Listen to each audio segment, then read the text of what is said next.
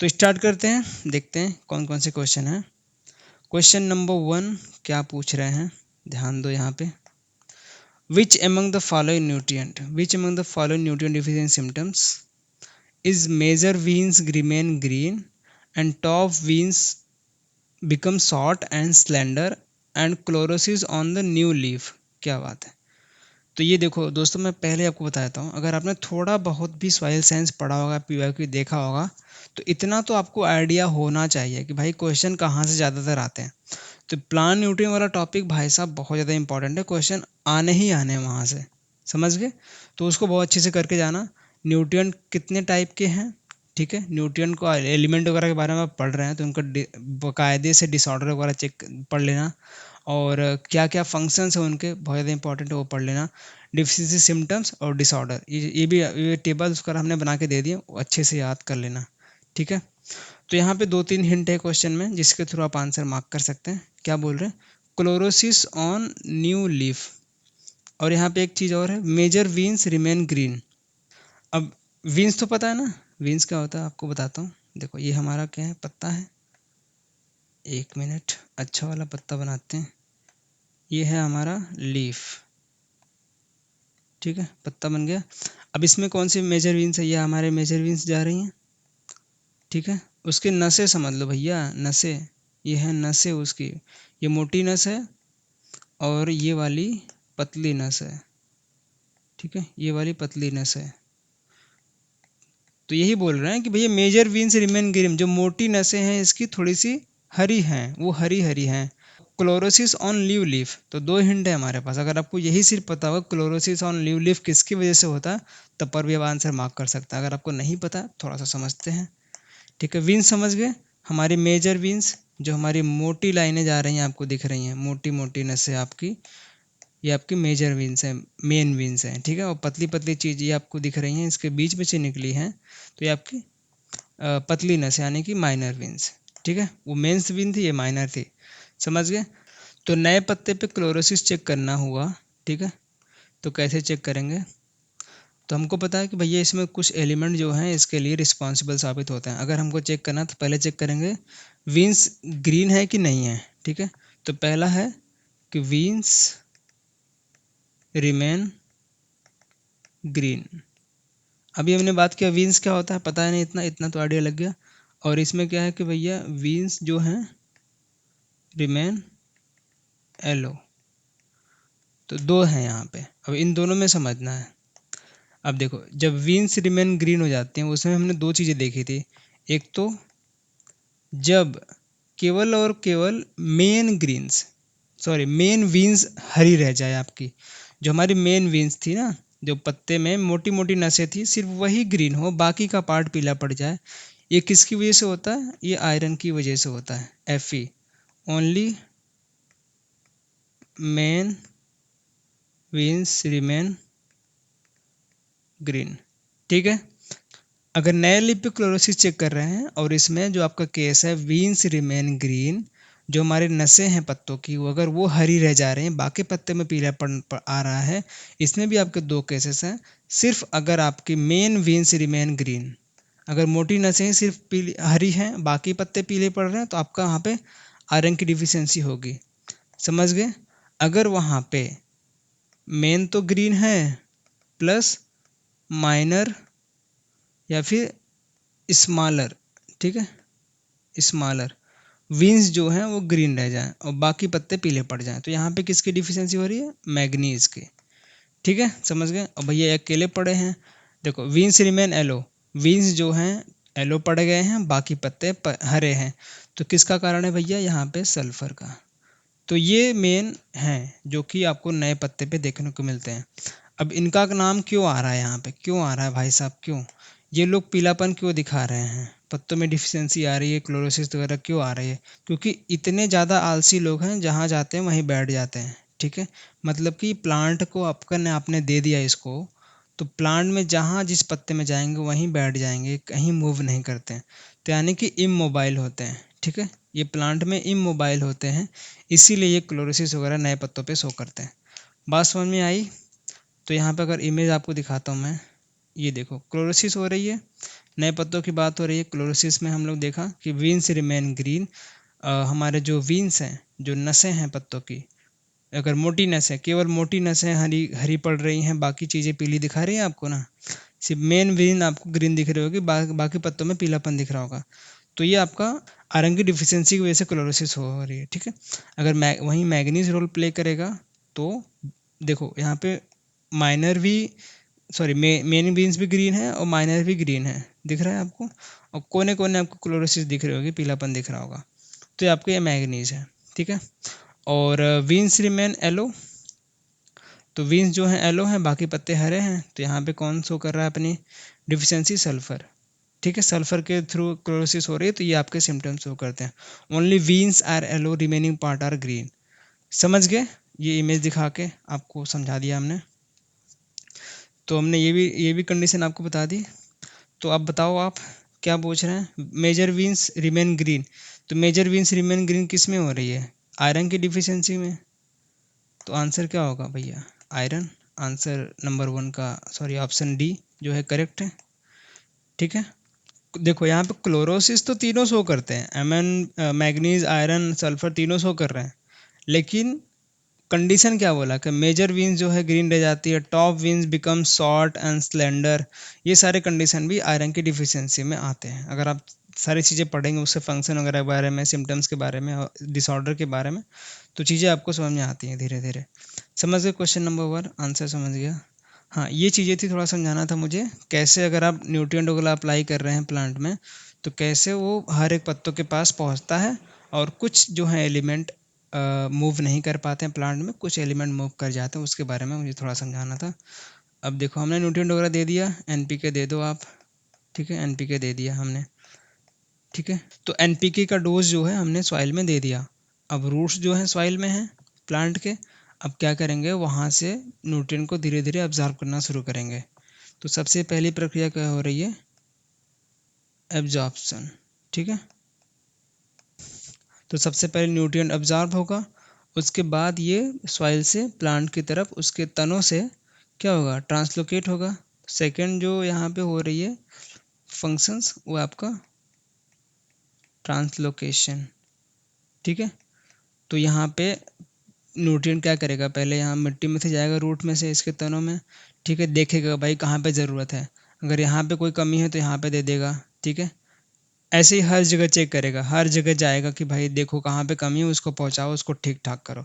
ये हर एक न्यूट्रिएंट के हिसाब से बता रहा हूँ, क्योंकि कुछ न्यूट्रिएंट क्या होते हैं कि शुरुआत में ही बैठ जाते हैं, यहीं जाके बैठ जाएंगे। कुछ न्यूट्रिएंट तो यहाँ पे झाँकने भी नहीं आएंगे, सीधा भाग जाएंगे सर पे उसके। तो इस तरीके से काम करता है न्यूट्रिएंट के जो है ट्रांसलोकेशन, समझ गए। तो हमने क्या किया कि भैया इसमें जो भी अपना डोज वगैरह देना था सॉइल में दे दिया, उसके बाद एब्जॉर्प्शन होगा, फिर धीरे धीरे रूट के थ्रू, उसके तनों के थ्रू ट्रांसलोकेशन होगा। तो न्यूट्रिएंट का ट्रांसलोकेशन तो हो गया, तो क्या प्लांट जो हम लोग न्यूट्रिएंट दे रहे हैं सॉइल में, ठीक है, वो क्या है आपका इनऑर्गेनिक फॉर्मेट में है, तो क्या उस तरीके से ऑब्जॉर्व कर पाएगा क्या प्लांट, बिल्कुल नहीं। तो क्या करेगा, वो उसको कन्वर्ट करेगा ऑर्गेनिक फॉर्म में, तो उस प्रक्रिया को क्या बोलते हैं, एसिमिलेशन, ठीक है। इनऑर्गेनिक फॉर्म से ऑर्गेनिक फॉर्म में कन्वर्ट होना, ये क्या कहलाता है आपका, एसिमिलेशन। तो ये एसिमिलेट होने के बाद जो जिस फॉर्म में हम लोग न्यूट्रिएंट दिए हैं उसको ऑर्गेनिक फॉर्म में कन्वर्ट करने के बाद प्लांट उसको एब्जॉर्ब करता है। तो यहाँ पे तीनों प्रोसेस आपको समझ में आ गए कि जब हम लोग कोई भी न्यूट्रिएंट वगैरह आप सप्लाई करेंगे, सबसे पहले क्या होगा, एब्जॉर्प्शन होगा, ट्रांसलोकेशन होगा, फिर एसिमिलेशन होगा, ठीक है। अब यहाँ पे बात करते हैं कौन कौन से न्यूट्रिएंट हैं, न्यूट्रिएंट एलिमेंट हैं जो कि भैया यहाँ पे चलायमान होते हैं, काफ़ी इजीली मूव कर जाते हैं पूरे प्लांट में, और कुछ एलिमेंट क्या होते हैं मूव नहीं कर पाते हैं, ठीक है। तो सबसे पहले यहाँ पे जान लो कि भैया आपके 21 टोटल फंक्शनल न्यूट्रिएंट एलिमेंट होते हैं, ठीक है। टोटल कितने हैं, 21, और जिसमें से डायरेक्ट 17 ही रोल प्ले करते हैं, यानी कि 17 ऐसे ऐसे एलिमेंट हैं जो कि प्लांट के मेटाबॉलिज्म में डायरेक्टली इन्वॉल्व होते हैं। बाकी जो बचे 4 हैं, ठीक है, ये इनडायरेक्टली रोल प्ले करते हैं प्लांट में, यानी कि ये पहले से भी मौजूद हो सकते हैं सॉइल में, ठीक है। टोटल मिलाकर 21 है जो फंक्शनल न्यूट्रिएंट में है, 17 जो है मेटाबॉलिज्म में डायरेक्टली रोल प्ले करते हैं और 4 जो है इनडायरेक्टली रोल प्ले करते हैं। तो जितने भी आपके फंक्शनल न्यूट्रिएंट हैं 21, उन सभी के नाम आपको याद होने चाहिए, एक पहाड़ा की तरह रट लो अच्छे से, और उनको भी डिफ्रेंशिएट किया गया है अलग अलग कैटेगरीज में, उनको भी याद रखना है कौन कौन से बेसिक में है, कौन कौन से स्ट्रक्चर एलिमेंट हैं, कौन सा माइक्रो में है, कौन सा माइक्रो में है, कौन सा प्राइमरी माइक्रो में है, कौन सा सेकेंडरी माइक्रो में, ये सब चीज़ें आपको याद होनी चाहिए। अब यहाँ पे बात करने वाले हैं कौन से एलिमेंट जो हैं काफ़ी ज़्यादा मूवमेंट करते हैं, यानी कि मोबिलिटी उनकी बहुत ज़्यादा होती है प्लांट में, ठीक है। High mobile, high mobile in plant कौन कौन से भैया, आपके एन पी के। तो ये मेन 3 आपके एलिमेंट हैं जो कि हाई मोबाइल होते हैं प्लांट में, ठीक है। तो एनपीके क्या है कि हाई मोबाइल है, तो अगर कोई इतना ज़्यादा मोबिलिटी दिखा रहा है तो क्या एक जगह टिकेगा वो, तो शुरुआत में पत्तों पे रहेंगे ये स्टार्टिंग में, लेकिन बाद में ये भाग जाते हैं ऊपर वाले पत्तों में, ठीक है। इसीलिए इनकी डिफिशियंसी ज़्यादातर ओल्डर लीव्स में शो होती है, जो पहले पत्ते निकले होते हैं पहले तो यहाँ पे रहेंगे कुछ टाइम के लिए, बाद में ऊपर भाग जाते हैं किसी पत्तों में। इसीलिए जो भी क्लोरोसिस नाइक्रोसिस और आपका डिस्कलरेशन वगैरह देखने को मिलता है वो लोअर लीव्स पे दिखता है, ठीक है। इनकी डिफिशियंसी मेजर आपके लोअर लीव्स पे दिखेगी, क्योंकि ये चलायमान होते हैं, भाग जाते हैं कहीं और, नीचे वाले पत्तों पे ज़्यादा टाइम तक टिके नहीं रहते हैं। और हम बात करते हैं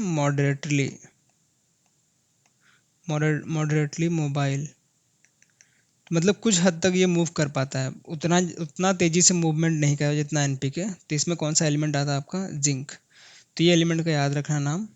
और इसमें आता है लेस मोबाइल, ठीक है। लेस मोबाइल में बहुत सारे हैं, और एक आता है इमोबाइल।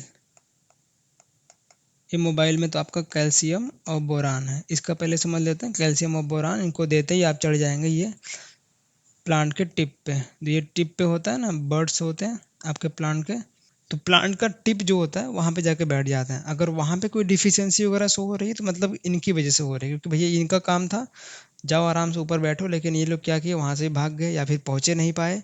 तो अगर वहाँ पे कोई डिफिशियंसी शो हो रही है तो ये इनकी रिस्पॉन्सिबिलिटी, ये यहाँ अपना सिम्टम शो करेंगे, ठीक है। अब यहाँ पे चेक कर लेते हैं बाकी बचे जितने कितने बचे हैं। आपका सल्फर बचा है, क्लोरीन बचा है, आयरन बचा है, जिंक आपका हो गया है, और क्या बचा है, कॉपर, मैग्नीज और आपका मॉलिब्डेनम।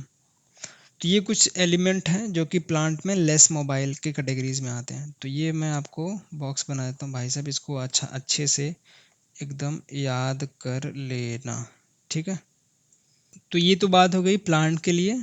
तो प्लांट में जो element mobile, high mobile, moderately mobile, less mobile, immobile थे, उनके एलिमेंट के नाम आपको दिख गए होंगे। इसी तरीके से कुछ एलिमेंट सॉइल में भी इसी प्रकार से अपना मूवमेंट दिखाते हैं। कहीं पे कोई कोई एलिमेंट है हाई मोबाइल है सॉइल में, कोई इमोबाइल है, कोई लेस मोबाइल है, तो वो टेबल भी आपको याद करना पड़ेगा। अगर आपके पास नोट्स है या फिर बुक है वहाँ से अच्छे से याद कर लेना, ठीक है। आगे क्वेश्चन देखिए, different symptoms first appear on older leaves, older on lower leaves.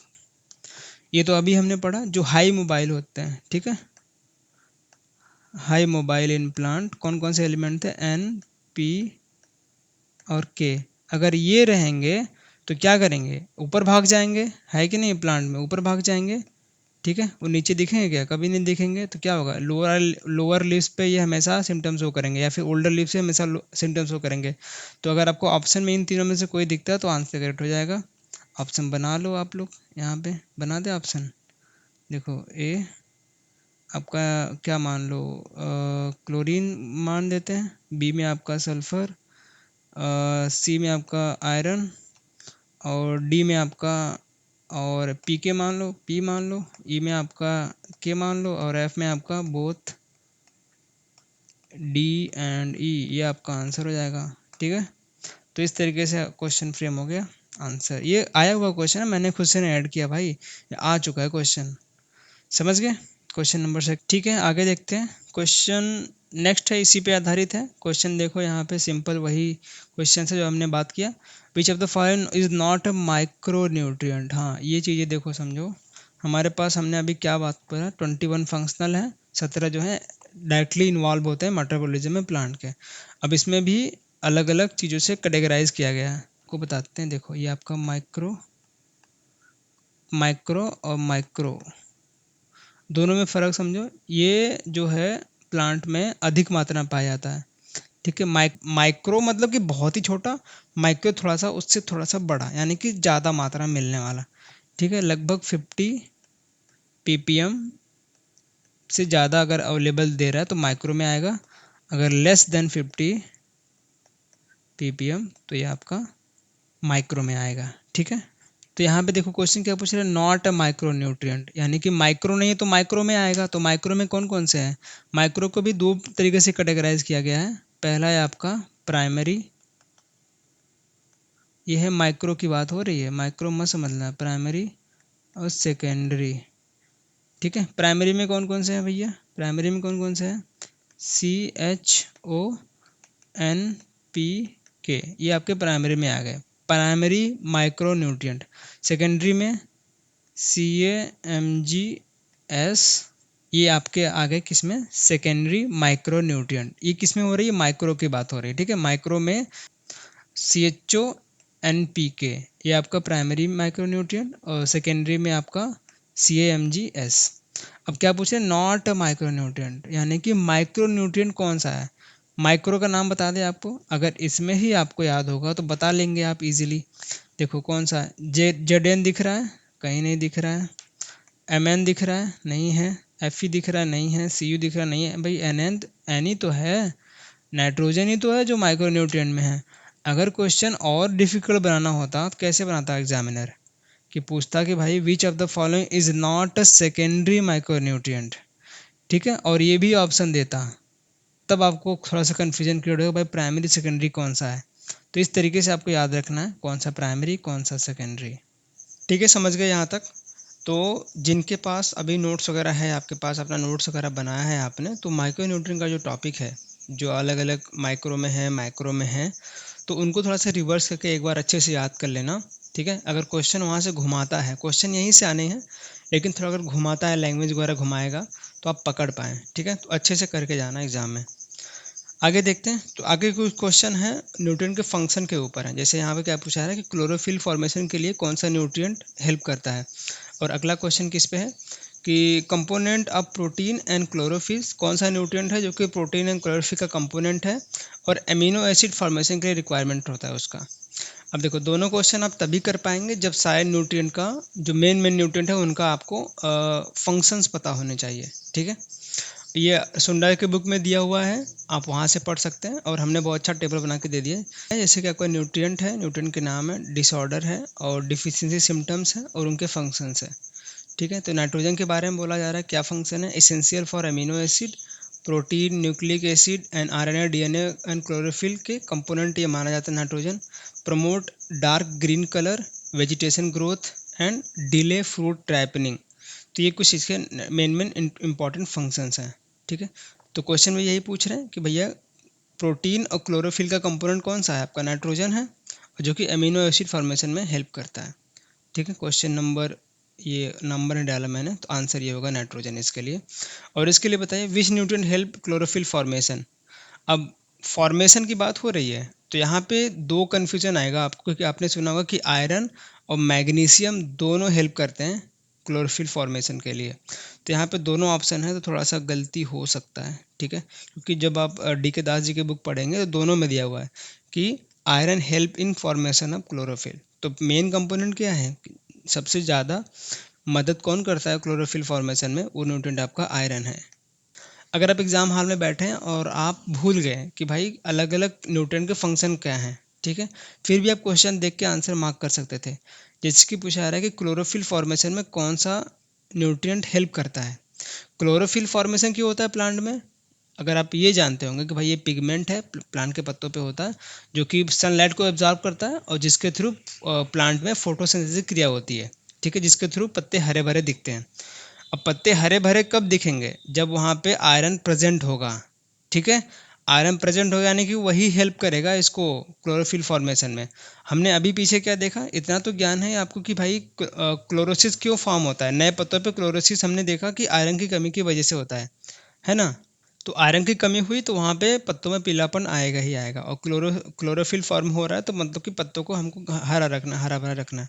तो इससे तो आप एलिमिनेट करके आप दो तीन आंसर, दो ऑप्शन तो ऐसे ही आप ख़त्म कर सकते थे, और उसके बाद आप लगा सकते थे अपने प्रेजेंस ऑफ माइंड से आंसर को। ठीक है, तो ये क्वेश्चन और ये वाले क्वेश्चन दोनों समझ गए कि कंपोनेंट कौन सा है भैया, प्रोटीन क्लोरोफिल का, और अमीनो एसिड फॉर्मेशन के लिए नाइट्रोजन हेल्प करता है, और न्यूट्रिएंट जो है क्लोरोफिल में फॉर्मेशन में हेल्प करता है वो आपका आयरन है।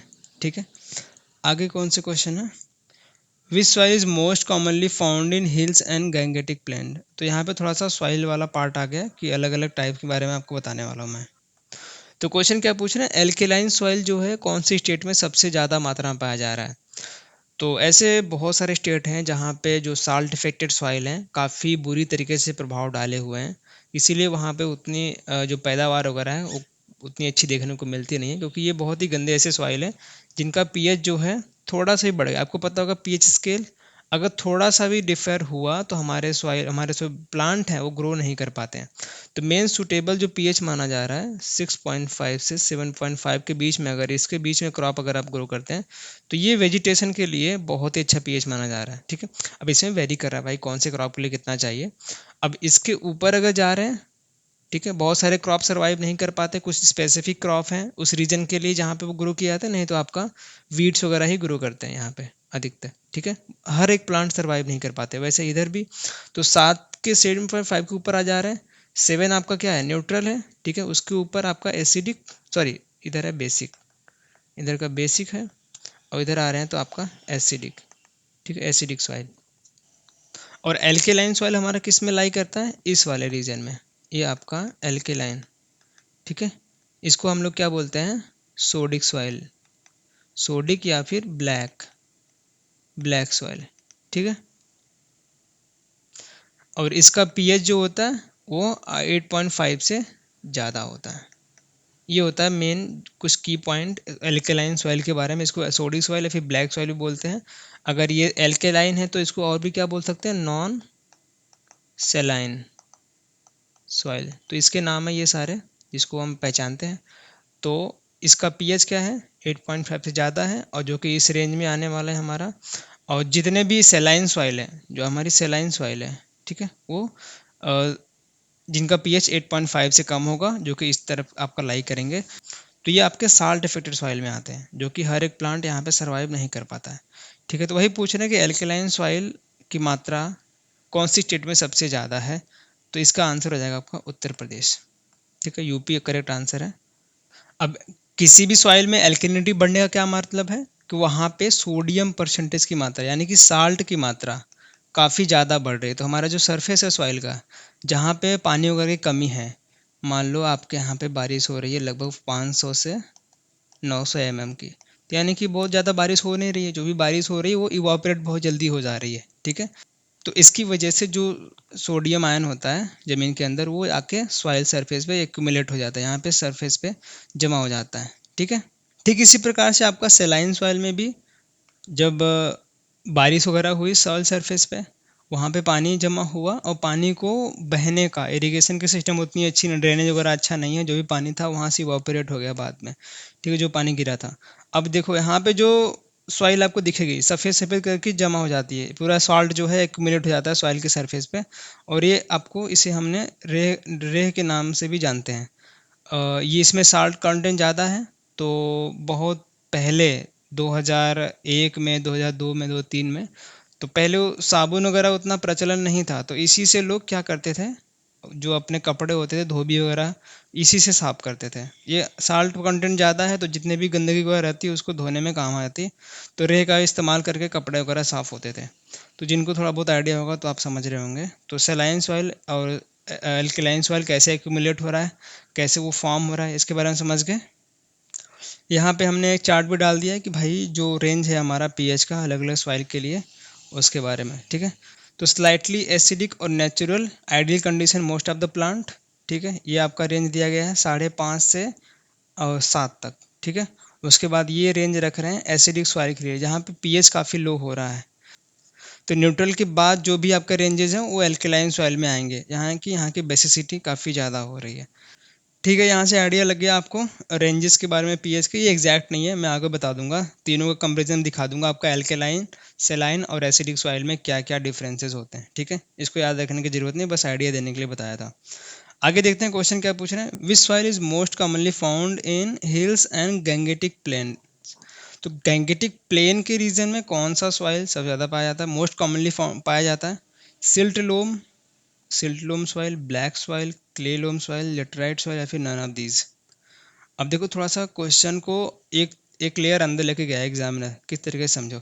इतना तो सबको पता है कि गैंगेटिक प्लेन हमारी जो है मैक्सिमम एलुवियल एलुवियल सॉइल, जितने भी गंगा की नदी है जहाँ जहाँ से वो बहती है उसके आसपास पूरा का पूरा एरिया जो है एलुवियल सॉइल से भरा होता है, बहुत ही फर्टाइल सॉइल होती है, जिसको हम दो चीज़ों में कैटेगराइज करते हैं, खादर और भांगर। खादर यानी कि नई सॉइल, भांगर यानी कि ओल्ड सॉइल। अगर ऑप्शन में एलुवियल सॉइल होता तो आप इजीली आंसर मार्क कर देते, है कि नहीं? मैक्सिमम लोग आंसर मार्क करके आते, लेकिन यहाँ पे एक लेयर और डिप गया है एग्जामिनर कि एलुवियल सॉइल को ये भी पता होना चाहिए भाई कौन सा फॉर्म होता है। तो एलुवियल सॉइल को हम लोग क्ले लोम, क्ले लोम के नाम से भी जानते हैं। तो अगर ये आपको पता होना होगा तो आप इजीली आंसर मार्क करके आ गए होंगे। ठीक है, तो क्या आंसर हो जाएगा आपका? क्ले लोमी सॉइल, जो कि एलुवियल सॉइल का ही एक फॉर्म है। हाईली कहाँ पाया था? गैंगेटिक प्लेन या फिर हिली रीजन में। ठीक है, समझ गए। अब यहाँ पे देखो कुछ कैटेगरी हमने डिवाइड कर दिए। अब इसको एक बार देख लेना, एरिड एंड सेमी एरिड में कौन कौन से रीजन आते हैं, कौन कौन से स्टेट्स आते हैं। ठीक है, ये स्टेट यहाँ से याद कर लो, उसके बाद मैंने यहाँ पे मैप डाल दिया है, उस मैप के थ्रू आप उस सॉइल का आइडिया लगा सकते हैं। पहले ये देख लो, एरिड एंड सेमी एरिड में आपके गुजरात, हरियाणा, पंजाब, राजस्थान, उत्तर प्रदेश भी आ जाते हैं। इंडो गैंगेटिक प्लेन में बिहार, हरियाणा, मध्य प्रदेश, पंजाब, राजस्थान और उत्तर प्रदेश। तो अगर रीजन भी कहीं पूछ लेता है, सॉइल का नाम देकर रीजन पूछ लेगा, तो आप आसानी से आंसर मार्क कर पाएंगे, इसलिए मैंने ऐड कर दिया है। तो रीजन एक बार अच्छे से देख लो कौन सा स्टेट आ रहा है और उस स्टेट में कौन सी सॉइल आ रही है। तो सॉइल वाला मैप है, ये काफ़ी इंपॉर्टेंट मैप है, मे बी क्वेश्चन इस साल आपके एग्जाम में देखने को मिल सकता है। ठीक है, अब यहाँ पे देखो कौन कौन से सॉइल मैंने ऐड किए, मैंने 4 ही ऐड किए हैं। तो एलुवियल सॉइल मैक्सिमम आपको नॉर्थ में देखने को मिल रही है इस एरियाज़ में, और कुछ कोस्टल एरियाज़ में भी आपको देखने को मिल जाएंगी। तो 50 मिलियन हेक्टेयर की जगह ये ले रहे हैं। ठीक है, एलुवियल सॉइल हमने बात की कि खादर और भांगा दो तरीके से डिवाइड किया गया है। जो नए एलुवियल सॉइल होते हैं, नई जो पानी नए पानी के थ्रू बह के आते हैं, ऊपरी लेयर में पड़ जाते हैं, वो आपका न्यू न्यू एलुवियल। जो भांगर है आपका ओल्ड एलुवियल सॉइल। ठीक है, तो जहाँ जहाँ भी आपके गंगा रिवर का प्रवाह हुआ है उसके आसपास के जितने भी एरिया हैं, तो गंगा नदी जो है अपने साथ बहुत ही फर्टाइल मिट्टी लेके आती है, और प्रवाह के साथ आती है। जब पानी लेयर कम हो जाता है तो आसपास के जितने भी एरिया होते हैं वहाँ पे बहुत ही फर्टाइल मिट्टी छोड़ के चली जाती है। तो ये मेन कारण है कि ये यूपी वाले रीजन में बहुत ज़्यादा फर्टाइल मिट्टी पाई जाती है। लगभग 50 मिलियन हेक्टेयर के एरियाज़ में आपको एलुवियल सॉइल देखने को मिलता है। तो अगर आपको स्टेट देखना है तो आप पंजाब, चंडीगढ़, हरियाणा, दिल्ली, उत्तर प्रदेश का पूरा रीजन, बिहार भी इसमें डाल लो, मेघालय, आसाम। ठीक है, उसके बाद वेस्ट बंगाल का कोस्टल एरियाज़, उड़ीसा के भी कोस्टल एरियाज़, तमिलनाडु में भी। तो यहाँ पे आंध्र प्रदेश के भी कुछ कोस्टल एरियाज़ में भी आपको एलुवियल सॉइल देखने को मिलती है। तो ये कुछ रीजन हैं जो कि एलुवियल सॉइल के हैं। उसके बाद रेड सॉइल, इस एरिया को देखो। ठीक है, रेड में आपके लोमी और सैंडी दोनों पाए जाते हैं। लोमी की ज़्यादातर लोमी एरियाज कवर है पेनिसुलर जोन में। जैसे आप स्टेट की बात करें तो आपका तमिलनाडु, कर्नाटका, गोवा, दमन एंड दीव और आपका आंध्र प्रदेश। कुछ स्टेट में आपके रेड सॉइल फैले हुए हैं। कुछ कम मात्रा में आपका महाराष्ट्र में देखने को मिल जाएगा, और एमपी में कुछ रीजन में थोड़ा थोड़ा आपके घुसे पड़े हैं। ठीक है, नॉर्थ रीजन में बात करते हैं तो मिर्ज़ापुर और झांसी में कुछ आपको थोड़ा बहुत रेड सॉइल देखने को मिलेगा।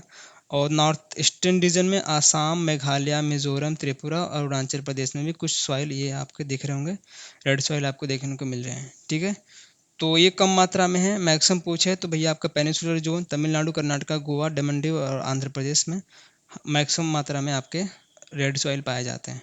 ठीक है, उसके बाद आपका ये देख लो, राजस्थान वाला पूरा डेजर्ट से भरा हुआ डेजर्ट सॉइल, तो मेन वहीं पे है आपका राजस्थान वाला रीजन। ठीक है, साउथर्न पार्ट में भी पाया जाता है हरियाणा के और पंजाब में भी, नॉर्थर्न पार्ट ऑफ गुजरात। तो ये कुछ स्टेट हैं जहाँ पे आपको डेजर्ट सॉइल देखने को मिलेगी। 29 मिलियन हेक्टेयर एरियाज कवर है डेजर्ट सॉइल से। ठीक है, इसका पीएच ध्यान में रख लो, 8.0 से 8.8 के बीच में रहता है डेजर्ट सॉइल का। उसके बाद आपका फोर्थ सॉइल जो है आपका ब्लैक सॉइल, मेन पार्ट आपका कवर है महाराष्ट्र और मध्य प्रदेश को कवर कर रहा है। ठीक है, Maharashtra, western part of MP, Gujarat and some part of the Andhra Pradesh. उसके साथ ही कर्नाटक और तमिलनाडु में कुछ एरियाज में फैले हुए हैं ब्लैक सॉइल के। ठीक है, अगर फॉरेस्ट सॉइल कहाँ पाया जाता है? आपके मोस्टली जो हिली रीजन है, लद्दाख, हिमाचल प्रदेश, उत्तराखंड और यहाँ पे अरुणाचल प्रदेश, ये वाले जो हिली रीजन्स हैं, यहाँ पे भी आपको जो ग्रीन ग्रीन दिख रहा है, ये सारे आपके फॉरेस्ट एंड हिल सॉइल पाए जाते हैं। अगर रीजन के बारे में पूछा तो आप स्टेट मेंशन कर सकते हैं। ठीक है, तो आप स्टेट मेंशन कर सकते हैं, थोड़ा थोड़ा जहाँ भी आपको मार्किंग दिख रही है लेटराइट सॉइल की, आप उसको भी मेंशन कर सकते हैं कि यहाँ यहाँ थोड़ा थोड़ा आपको मिलता है। बहुत ही कम मात्रा में है, इसलिए ज़्यादा कंसिडर नहीं कर रहे हैं हम लोग। यहाँ पे तो यहाँ पे फैला हुआ, यहाँ पे फैला हुआ, तो बीच बीच में कहीं कहीं भी आपको लेटराइट सॉइल देखने को मिल रही। इसका स्पेसिफिकेशन क्या है, लेटराइट सॉइल का पीएच वगैरह क्या है, उसके बारे में आपको याद करनी पड़ेंगी, क्वेश्चन आ सकता है इजीली। ठीक है, इस क्वेश्चन का आंसर समझ गए।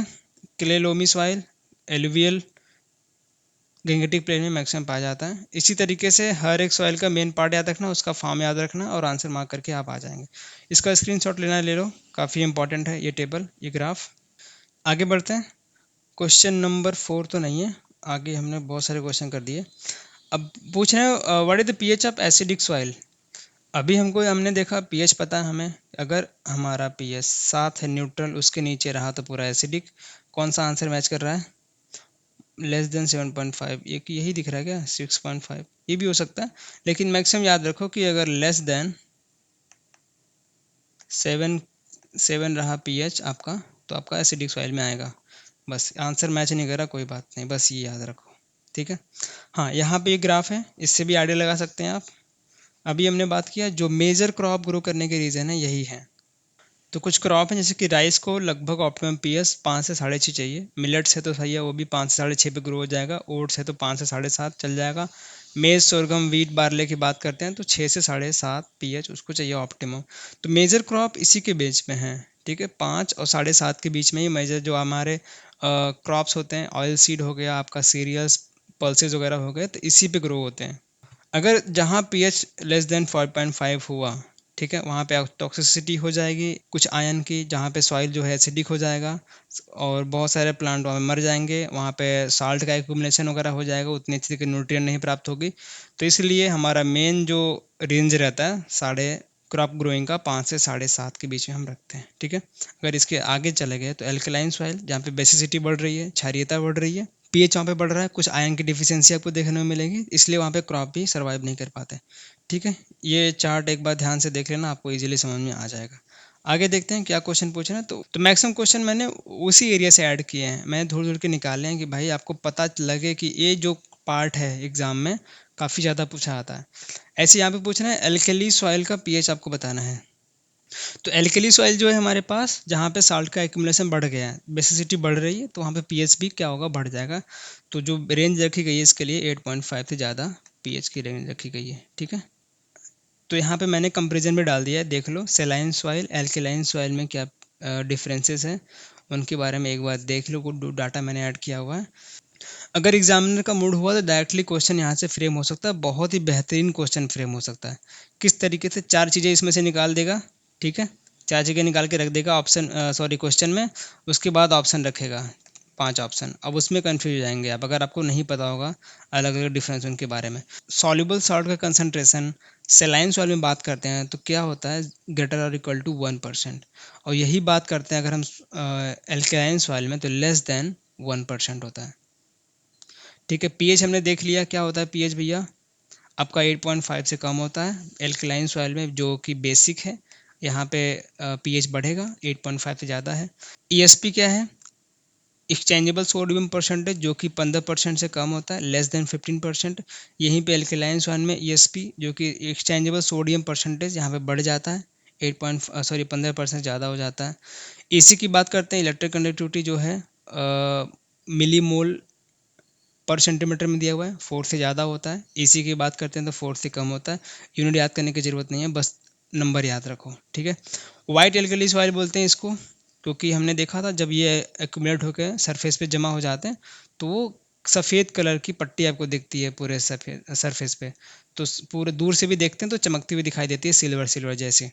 तो इसको रे भी बोलते हैं हम लोग, वाइट एल्कली। और इसको एल्कलाइन सॉइल को ब्लैक सॉइल, सोडिक सॉइल, और नॉन सेलाइन सॉइल भी बोलते हैं। ठीक है, इसमें सॉइल में एरेशन जो होता है नॉर्मल होता है, क्योंकि इसके सॉइल में फ्लॉकुलेशन पाया जाता है। जो हमारे क्ले के पार्टिकल्स होते हैं ना छोटे छोटे, वो मिलके एग्रीगेट्स बना लेते हैं, बड़े बड़े ढेले के फॉर्म में परिवर्तित हो जाते हैं। वहाँ पे एरेशन जो कि हवा वगैरह अच्छे से पहुँच पाती है। ठीक है, समझ गए। सातवां पॉइंट क्या है, ऑर्गेनिक मैटर और ह्यूमस ऑलवेज फाउंड, इसमें मिलते ही हैं सैलाइन सॉइल में। और इसकी बात करते हैं अल्कलाइन सॉइल में, तो वेरी लेस अमाउंट, यानी बहुत बार तो प्रेजेंट भी नहीं होते हैं, बहुत ही कम मात्रा में प्रेजेंट होते हैं। ऑर्गेनिक मैटर और ह्यूमस की बात करते हैं। ठीक है, can be reclaimed by mechanical method, तो इसको हम मैकेनिकल मेथड के द्वारा रिक्लेम कर सकते हैं। इसको हम लोग वहाँ से हटा सकते हैं, अपने सॉइल को पुराने जैसा बना सकते हैं। जैसे कि फ्लडिंग कर दो, काफ़ी ज़्यादा मात्रा में फ्लडिंग कर दो। ठीक है, लीचिंग करवा दो, वहाँ पे सारे जो ऊपर के लेयर होते हैं वो हटा दो, आपका काम हो जाएगा। फार्म यार्ड मैन्योर का इस्तेमाल करके भी हम इसको परिवर्तित कर सकते हैं अपने नेचुरल सॉइल में। स्क्रैपिंग करा दो। ठीक है, तो ये कुछ मेथड है, flooding, leaching, use of FIM, scraping, ये सारे मेथड करके आप यहाँ से इसको रिक्लेम कर सकते हैं। ठीक है, और एल्कलाइन सॉइल को रिक्लेम करने का सबसे बढ़िया मेथड हम लोग जिप्सम का इस्तेमाल करते हैं। मैक्सिमम जगह पे आपको जिप्सम ही देखने को मिलता है, widely used for the reclamation of alkali soil. तो डिफरेंस आपको पता चल गया कि सेलाइन और एल्कलाइन में क्या क्या डिफरेंस है। एक बार इत्मीनान से बैठ के एक बार देख लेना। अब इन्हीं के बीच में एक और सॉइल पाई जाती है जिसे हम नाम देते हैं सेलाइन एल्कली सॉइल। ठीक है, तो कुछ चीज़ें इसमें से उठा लो, कुछ चीज़ें इसमें से उठा लो। तो EC और ESP इसका उठा लो और pH इसका उठा लो, काम हो जाएगा आपका। जैसे कि EC उठा लिए किसका, एल्कली का। EC कितना होता है, greater than sorry less than 4। ESP greater than 15%। और pH की बात करते हैं तो जो सेलाइन सॉइल का pH होता है ग्रेटर और इक्वल टू रखना है इसमें। ठीक है, 8.5, जनरली 8.5 के शुरुआत होती है। ठीक है, और उससे थोड़ा सा ज़्यादा 8.5 से 10 के बीच में आप ले सकते हैं।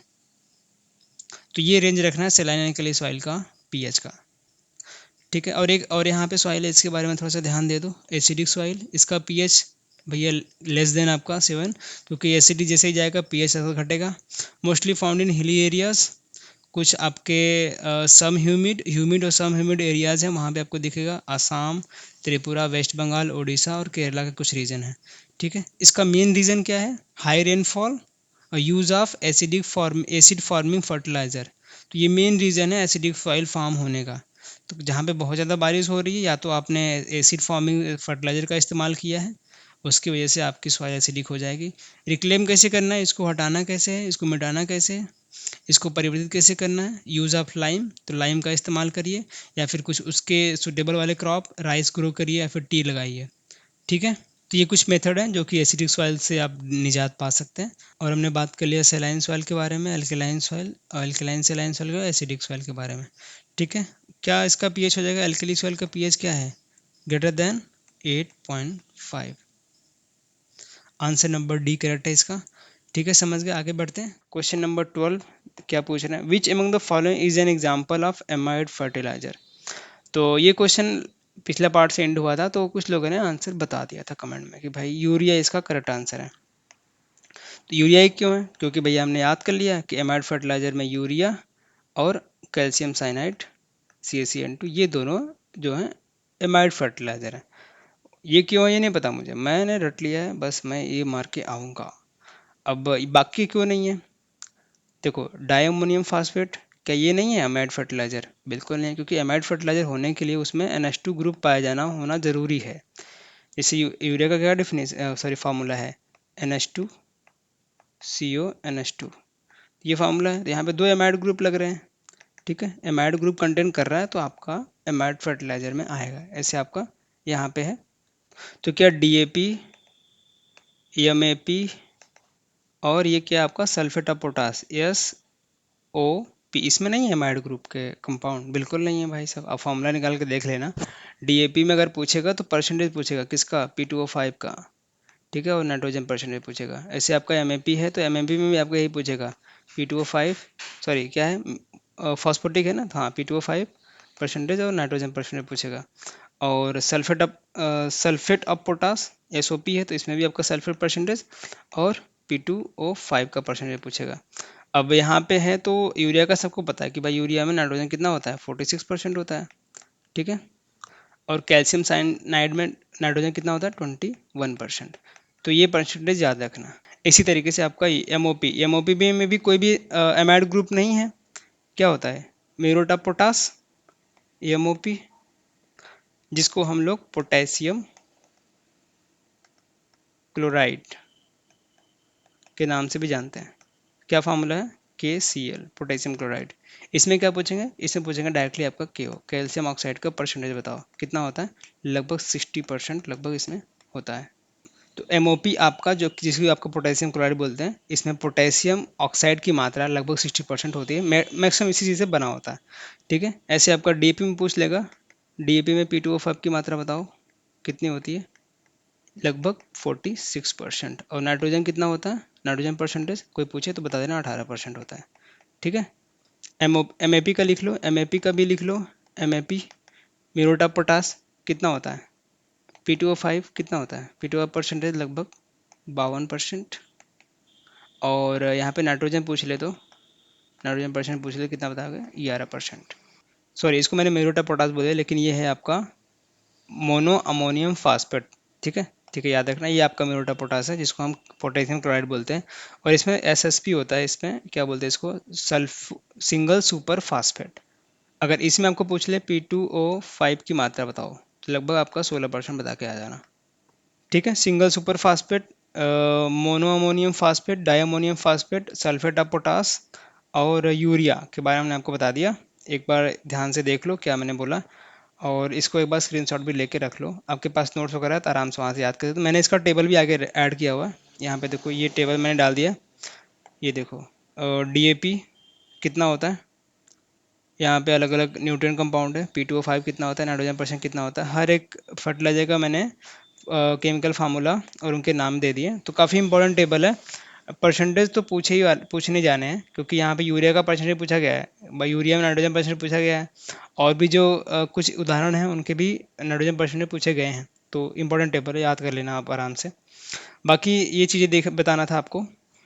ये देखो यहाँ पे फर्टिलाइजर के 3 प्रकार हैं। फर्टिलाइजर की बात करते हैं, थोड़ा सा आइडिया ले लो कि आपके अमोनिकल फर्टिलाइजर, जिसमें आपका अमोनियम सॉरी NH4+ का ग्रुप ऐड होता है। ठीक है, ammonium group. Amide fertiliser, amide group CONH2 का। नाइट्रोजिनस फर्टिलाइजर में देखते हैं तो NO3 नाइट्रेट का ग्रुप ऐड होते हैं। ठीक है, कुछ एग्जाम्पल्स हैं, एग्जाम्पल याद रखना और उसमें परसेंटेज नाइट्रोजन याद रखना है, बस ये ज़्यादा इंपॉर्टेंट है। जैसे आपका पहला एग्जाम्पल है NH4 ट्वाइस SO4, क्या है, ammonium sulphate, nitrogen percentage 20.6%, sulphur 23.4%। Ammonium sulphate nitrogen कितना है भैया, 20.6, सल्फर 23.4। ठीक है, ये एग्जाम्पल। और डीएपी भी है इसमें, डाई अमोनियम फास्फेट, अभी हमने देखा कंपोजिशन, हमने देख लिया डीएपी में कितना था नाइट्रोजन, और P2O5 का वो याद रखना। और यहाँ पे है अमोनियम नाइट्रेट, ये है मेन, परसेंटेज कितना रखना है, 33% याद रखना अमोनियम नाइट्रेट में।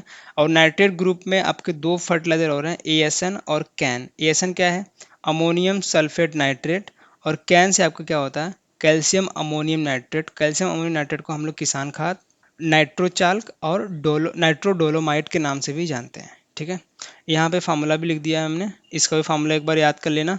मे भी डायरेक्टली फार्मूला देख के आपको नाम पूछ ले एग्जाम एग्जाम में, ठीक है, कुछ कहा नहीं जा सकता IBPS मेंस के पेपर में। ठीक है, थोड़ा बहुत फार्मूला भी याद रखना, मैंने आगे टेबल में ऐड कर दिए हैं। तो ASN की बात करते हैं, अमोनियम सल्फेट नाइट्रेट में नाइट्रोजन परसेंट कितना, 26%। और कैन की बात करते हैं तो 25% इसमें नाइट्रोजन पाया जाता है। ये तो नाइट्रेट ग्रुप के फर्टिलाइजर हैं। इसमें एक और फर्टिलाइजर है आपका अमोनियम क्लोराइड।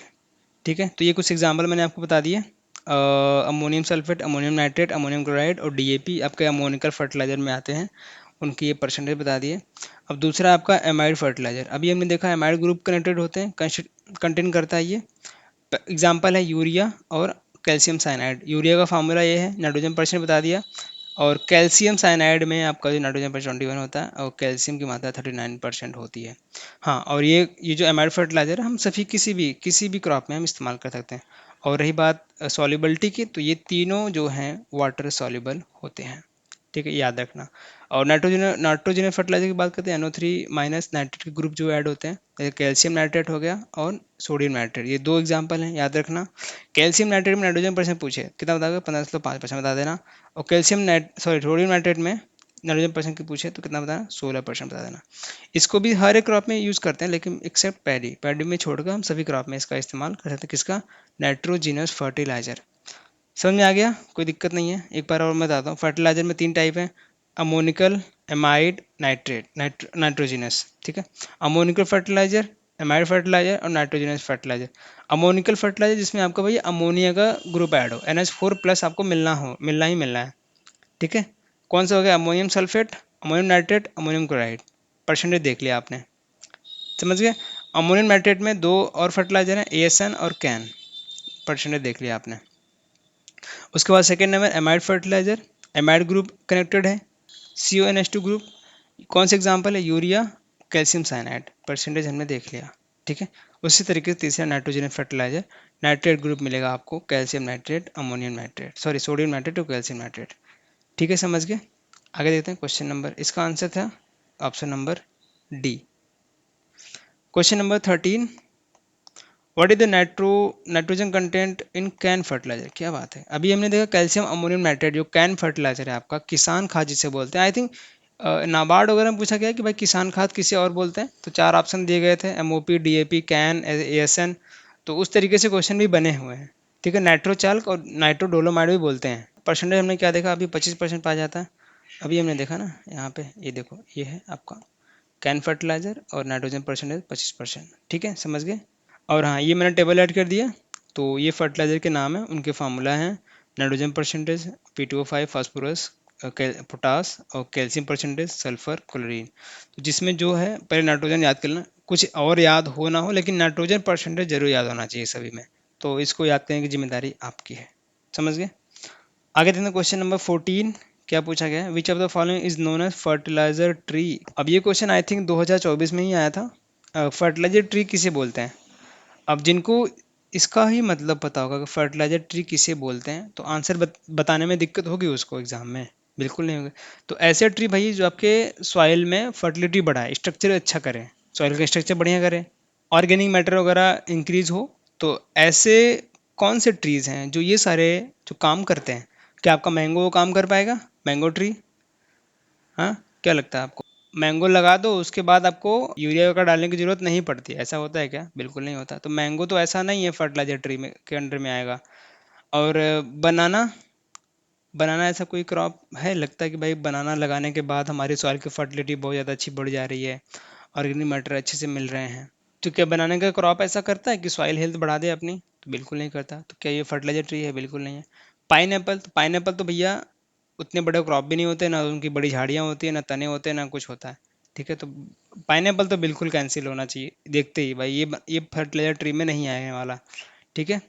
और कोकोनट, कोकोनट ऐसा क्रॉप है जो कि काफ़ी लंबा होता है। ठीक है ना, तो उसके बड़े ऐसे पेड़ वगैरह फैले होते हैं, और ये ज़्यादातर कोस्टल एरियाज में मिलता है। तो क्या आपकी सॉइल की फर्टिलिटी बढ़ा पाएगा ये, बिल्कुल नहीं। तो अगर इसका डिफिनीशन आपको पता है फर्टिलाइजर ट्री किसे बोलते हैं, तो आंसर मार्क करके आ जाएंगे। तो बाकी के ऑप्शन आप आसानी से कैंसिल कर सकते थे। जो बच रहा है आपका ग्लिरिसीडिया, आपको जिन्होंने नाम भी नहीं सुना ग्लिसीडिया का, फिर भी आप सारे ऑप्शन को एलिमिनेट करके आंसर मार्क कर सकते, जिनको पता था भाई अच्छा ही है, अच्छी बात है। तो ये आपका ये ऐसा प्लांट दिखता है, देख लो।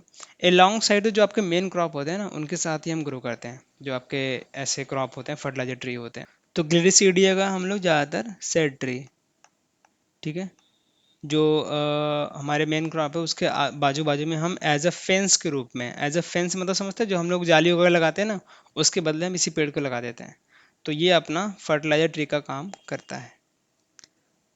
ठीक है, इसी टाइप का एक क्वेश्चन और आया था, क्वेश्चन नंबर 15 देखो, XC2 green manure plant is, कौन सा XC2 ग्रीन मेन्योर प्लांट के लिए इस्तेमाल किया जाता है या फिर है। ठीक है, ऑप्शन आपका dhaincha, green gram, bean, subabul and cowpea.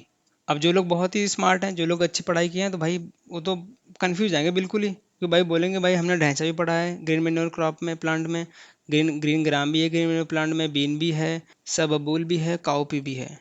अब इसमें तो एग्जामिनर ने गलती कर दी, मोर देन एनफ देना चाहिए था, फिर ऑल ऑफ एबव देना चाहिए था, है ना। लेकिन जिनको ये पता है एक्स सी टू किसे बोलते हैं, अगर ये डिफिनेशन पता है आपको, तो आप तभी जाके सही आंसर मार्क कर पाएंगे। नहीं तो सबको पता है कि भाई ढैंचा भी आपका ग्रीन मिनरल प्लांट है, ग्रीन ग्राम भी है, बीन भी है, काउपी भी है, लेकिन एक्स सी टू कौन सा है ये आपको बताना है। तो एक्स सी टू का क्या मतलब होता है, ऐसे प्लांट जिनको हम, जो आपका मेन क्रॉप होता है उससे थोड़ा दूर, यानी कि एक्स का मतलब क्या है, आउट, आउटसाइड, यहाँ पे मान लो आउटसाइड, सी टू यानी कि आउटसाइड सिचुएट करते हैं हम लोग इसको। तो अपना जो मेन क्रॉप है उससे हटके, उसके अलॉन्ग साइड में नहीं कि भाई जहाँ मेन क्रॉप है उसके बाजू में ही लगा दो, ऐसा क्रॉप तो है नहीं। तो एक्स सी टू मेन्योरिंग का यही मतलब है, जो अपना मेन फील्ड है उससे थोड़ा सा हटके हम लोग इनको लगाते हैं। तो ढैंचा, ग्रीन ग्राम, बीन और काउपी ये हमारे लीफ ग्रीन मेन्योर है में आते हैं, जो कि इन सीटों में इस्तेमाल करते हैं। यानी कि हम लोग क्रॉप, मेन क्रॉप जो होता है उसके अलॉन्ग साइड भी लगा देते हैं, कोई टेंशन रहता नहीं है हमें, ठीक है। ये मेन क्रॉप के साथ भी ग्रो हो जाते हैं और वहाँ पे मैन्योरिंग का काम करते हैं। लेकिन जो हमारा सब अबूल है, यहाँ पे प्लांट का देख लो, यहाँ पे इमेज डाला हुआ है, तो ये प्लांट काफ़ी बड़े हो जाते हैं, ठीक है। जो हम अपना मेन क्रॉप होता है उससे काफ़ी बड़े हो जाते हैं, और इनको हम अपने मेन क्रॉप से थोड़ा सा दूर में, आउटसाइड एरिया में इनको हम ग्रो करते हैं और फील्ड के आजू बाजू में लगा देते हैं, ठीक है। तो सभी क्रॉप का सेम काम है, ढैंचा हो गया, ग्रीन ग्राम, बीन, सब बबूल, काउपी, सभी का सेम काम है कि भाई ये सॉइल की फर्टिलिटी को बढ़ाने वाला है, एट द एंड सेम काम है। लेकिन इसमें से आपको कुछ इंसिटू ग्रीन मैन्योर प्लांट है, कुछ एक्स सी टू है। इंसिटू का जिनको मतलब पता होगा कि भाई इंसिटू किसे बोलते हैं, एक्स सी टू किसे बोलते हैं, तो वही आपका करेक्ट आंसर मगर के आएंगे, ठीक है। तो ये आपका सब बबूल जो ऑप्शन है, ऑप्शन नंबर डी करेक्ट हो जाएगा इस क्वेश्चन के लिए। और इनके जो साइंटिफिक नेम है याद रख लेना, और अगर यहाँ से क्वेश्चन आया है तो जो आपका सनेम, ढैंचा और सेसबेनिया है, उनके न्यूट्रिएंट कंटेंट परसेंटेज भी याद रख सकते हैं आप लोग कि नाइट्रोजन कितना होता है, P2O5 कितना होता है, मे भी क्वेश्चन बन सके, ठीक है। आगे बढ़ते हैं, क्वेश्चन नंबर 16 क्या पूछ रहे हैं। अ सैंड टाइप सॉइल, यानी sandy group in which all type of soil are present and clay is less than 15%, what will be the minimum percentage of sand, यानी कि सैंडी सॉइल में आपको minimum percentage of sand कितना होता है। अब Sandy soil है भैया, तो कितना होगा, मतलब मिनिमम तो 70 होगा, 70 से ज़्यादा भी हो सकता है, 70% लगभग आपके सैंड मिलते हैं इसमें। सैंडी सॉइल है तो पूरा मतलब मैक्सिमम पार्ट उसमें सैंड होगा, 70% पर से ज़्यादा आपका सैंड मिलता है। और बाकी जो बता दिए भाई, आपका क्ले और सिल्ट की जो मात्रा होती है 15% से कम होती है, ठीक है। तो ये सॉइल टेक्सचर वाला पार्ट आपको अच्छे से करना, ठीक है। जब कोई भी सॉइल हो, आपका एलुवियल हो, एलुवियल सॉइल, उसमें पूछ सकते हैं भाई सैंड, सिल्ट और क्ले की मात्रा बताओ। ऐसे आपका रेड सॉइल में, ऐसे आपके लेटराइट सॉइल में, इसमें भी आपके क्वेश्चन बन सकते हैं, क्योंकि ये कंपोजिशन सब में रहने वाला है। देखो हर एक सॉइल का अपना अपना अलग टेक्सचर होता है। अब सॉइल टेक्सचर क्या मतलब, relative proportion of particle of various size. तो आपका सैंड, सिल्ट और क्ले जो है मिलने ही वाले हैं, चाहे एलुवियल हो, रेड हो, लेटराइट हो, बस ऐसे यही है कि वो अलग अलग प्रोपोर्शन में मिलेंगे। जैसे एलुवियल सॉइल है, ये ज़्यादा फर्टाइल है, जो आपके रिवर के बेसिन एरियाज हैं वहाँ पे मिलता है। तो इसमें क्या होगा, जो आपके तीनों टेक्सचर्ड हैं, सैंड, सिल्ट और क्ले, ये बहुत ही बैलेंस मात्रा में पाए जाएंगे, ठीक है। थोड़ा सा परसेंटेज मैं आपको बताता हूँ। सैंड की बात करते हैं लगभग 20 से 30%, ये आपको याद रखना है, ठीक है। 40 से 50% लगभग कितना सिल्ट पाया जाता है, और क्ले की बात करते हैं तो 20 से 30%, ठीक है। ऐसे ही रेड सॉइल में, रेड सॉइल क्या है कि इसमें आयरन की मात्रा ज़्यादा है, आयरन रिच होता है रेड सॉइल में, और जो आपका फेरस कंपाउंड है ज़्यादा है, तो उसकी वजह से उसका कलर जो है रेड हो जाता है। और इसमें आपका सैंड की मात्रा थोड़ी ज़्यादा होती है, ठीक है। सैंड की बात करते हैं तो लगभग 40 से 50%, बाकी थोड़े थोड़े कम होते हैं। सिल्ट आपका 10 से 20, और क्ले आपका 20 से 30। ऐसे लेटराइट, आपका लेटराइट सॉइल कहाँ ज़्यादा पाया जाता है, ट्रॉपिकल एरियाज में, ठीक है। ट्रॉपिकल एरिया ज़्यादा पाया जाता है, जिसमें आयरन और एल्यूमिनियम की मात्रा ज़्यादा मिलती है, और थोड़ा सा इसमें न्यूट्रिएंट कंटेंट इसमें ज़्यादा मिलता नहीं है, और सैंड, सिल्ट, क्ले की मात्रा में थोड़ी बैलेंस पाई जाती है। ऐसे आपका सैंडी सॉइल में, सैंड सॉइल है तो आपका 70% मिनिमम तो मिलना ही मिलना है आपका सैंड, उससे भी ज़्यादा भी हो सकता है, 70 से 90% हो सकता है। और बाकी जो सिल्ट और क्ले हैं 15% से कम है, ठीक है। वो 10%, 5% भी हो सकते हैं, ठीक है। तो सॉइल टेक्सचर में ये परसेंटेज याद रखें ना रखें, लेकिन ये जो काम करना है आपको, जैसे कि आपको डिवाइड किया गया है, सैंड, सिल्ट और क्ले का जो डायमीटर है किसके किसके द्वारा, ISSS और USDA, इनके द्वारा अलग अलग डायमीटर बताए गए हैं। उनको एक बार जरूर से टेबल आपके पास होगा, याद कर लेना, क्योंकि क्वेश्चन वहां से फंसने ही वाले हैं। परसेंटेज याद ना हो, कोई दिक्कत नहीं, मैं इसको मिटा देता हूँ, नहीं तो आप कंफ्यूज होते रहेंगे। तो अगर हम यहाँ पे डायमीटर की बात करते हैं, यूएसडीए ने जो बताया है, देखो MM में बताया है, तो सिल्ट और क्ले का तो सॉर्टेड है, आपको पता होना चाहिए। अब सैंड को बहुत सारे तरीकों में डिवाइड किया गया है। अब देखो सैंड को हम लोग वेरी कोर्स सैंड, और इसमें आपका आता है coarse sand, medium sand, fine sand, और आपका very fine sand, very fine sand. उसके बाद आपका सिल्ट आता है, सिल्ट, और आपका क्ले। क्ले तो सबसे स्मॉलेस्ट होगा, तो 0.002 से भी छोटा जो डायमीटर वाला पार्टिकल होगा वो आपका क्ले में आ जाएगा, ठीक है। सिल्ट को दो तरीके से बना दिए हैं। अगर हम यूएसडीए की बात करते हैं, तो मैं पहले ISS के द्वारा, तो इन्होंने बोला भाई 0.02 से लेकर 0.002 तक रहेगा इसका पार्टिकल डायमीटर। और यूएसडीए ने बोला भाई हम तो दूसरा बताएंगे, क्या बता दिया इन्होंने, 0.5 से लेकर 0.002 तक रहेगा, ठीक है। तो ये मात्रा थोड़ी सी वेरी कर रही है, बाकी सब पीछे वाला सेम है भाई, 0.02 से लेकर 0.002, या फिर 0.05 से लेकर 0.002, ये तो आ रही है यहाँ पे बातें। उसके भी छोटा हो गया तो आपका क्ले में आ जाएगा, ठीक है, यहाँ पे आ जाएगा, ये देख लिया।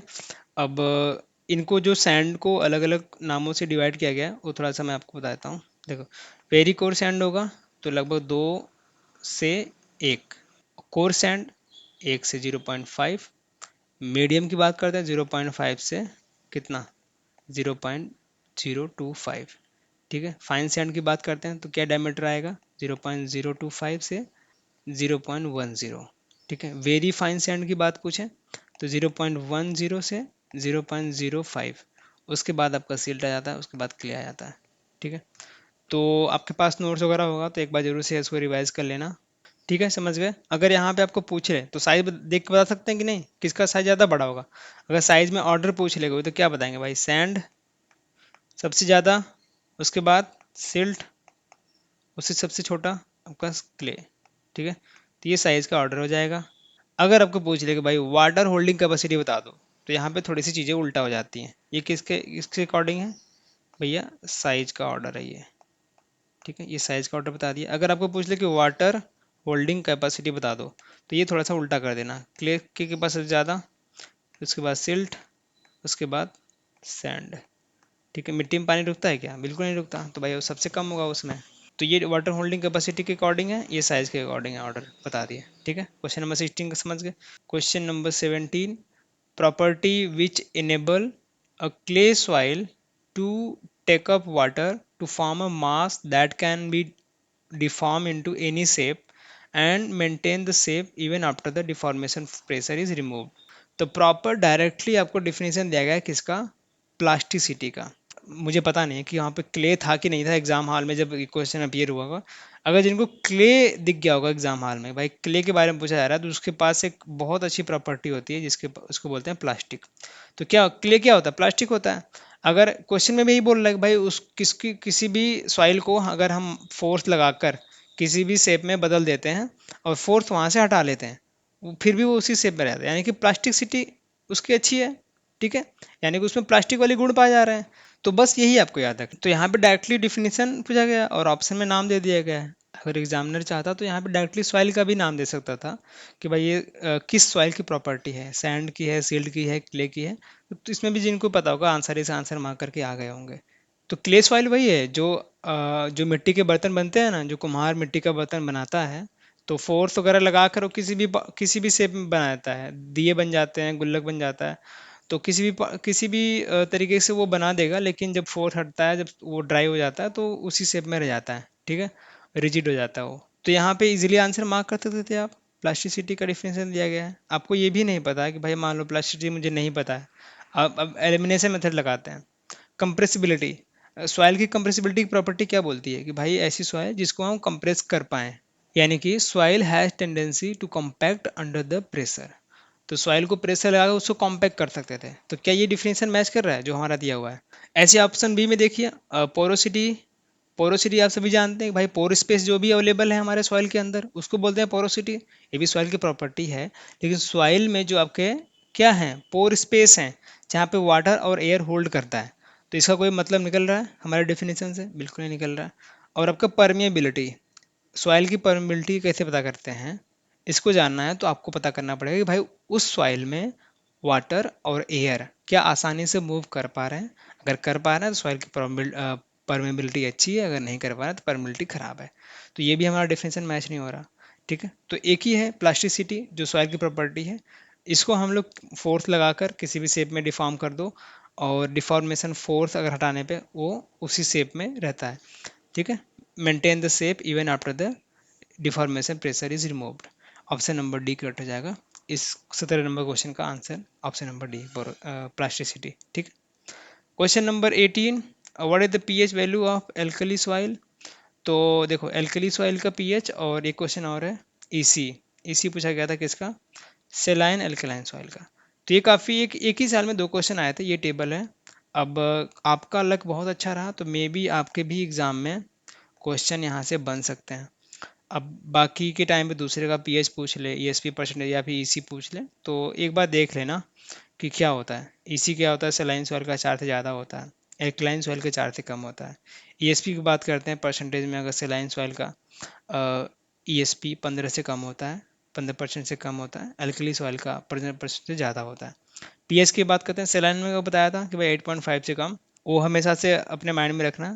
7 न्यूट्रल, इधर आपका बेसिक, इधर आपका एसिडिक। ठीक है। अब एल्कलाइन सॉइल किधर आता है? आपका बेसिक में आता है, तो 8.5 से जब ज़्यादा आएगा, हमेशा ज़्यादा आएगा भाई, 8.5 ज़्यादा आएगा। पीएच हमेशा, पीएच इसका क्या है? 8.5 से कम। वही पूछ रहे हैं एल्कली सॉइल का पीएच कितना है? 8.5 से ज़्यादा। आंसर हो जाएगा ऑप्शन नंबर डी करेक्ट। इसी तरीके से एस भी याद रखना। सेलाइन सॉइल एल्कली, सेलाइन एल्कली और नॉन सेलाइन एल्कली सॉइल कितना होता है। ठीक है, ये आपके हवाले। आगे देखते हैं क्वेश्चन नंबर, ये इसी में हो गया, क्या होगा? More than 15%। ठीक है, सेलाइन के लिए सेलाइन का क्या होगा? ईएसपी कितना? More than 18%। ठीक है। क्या है question? What is defined as origin, classification and description of soil? यहाँ पर डायरेक्टली पेडोलॉजी का डिफिनेशन ही दे दिए एग्जाम ऑप्स क्वेश्चन में। देख रहे हैं, सॉइल की ओरिजिन, क्लासिफिकेशन और डिस्क्रिप्शन हम किस में डिफाइन करते हैं? सॉइल की पेडोलॉजी का जो डिफिनेशन आप पढ़ेंगे तो उसमें आएगा, आता है। ये तीनों टर्म उसी में आते हैं। समझ रहे हैं? तो देख रहे हैं कितना बेसिक क्वेश्चन आ रहा है आपके सॉइल साइंस से। फर्स्ट पे जो भी कोई भी बुक वगैरह नोट्स वगैरह पढ़ रहे हैं तो वहाँ पे आपको शुरुआत में बताया जाता है भाई, पेडोलॉजी, डोफोलॉजी, सारे जो डिफिनेशन है शुरुआत में बताए जाते हैं। तो बेसिक भी पढ़ना है और थोड़े से अच्छे लेवल के क्वेश्चन भी करने हैं। ठीक है। एक क्वेश्चन और है इसमें, question number 22, what is the defined as the smallest unit of soil? ये आपका डायरेक्टली डिफिनेशन है किसका? पेडॉन का। स्मॉलेस्ट यूनिट ऑफ सॉइल तो बोलते हैं पेडॉन, और इसी नाम पे हमने बनाया है पेडॉन का मास्टर नोट्स। मास्टर नोट्स, पेडॉन का मास्टर नोट्स। ठीक है, जिनके पास नहीं है एक बार जरूर से एक्सपीरियंस लीजिए। टेस्ट सीरीज बहुत ही बेहतरीन बना दिया हमने। एग्जाम लेवल क्वेश्चन 30 आपको एफएलटी फुल लेंथ टेस्ट, और अनलिमिटेड, यानी कि जितना पर्याप्त हो सकता है इंपॉर्टेंट है आपके लिए, सेक्शनल मॉक आपके लिए डाल रहे हैं। ठीक है, वो भी आपको मिल जाएगा।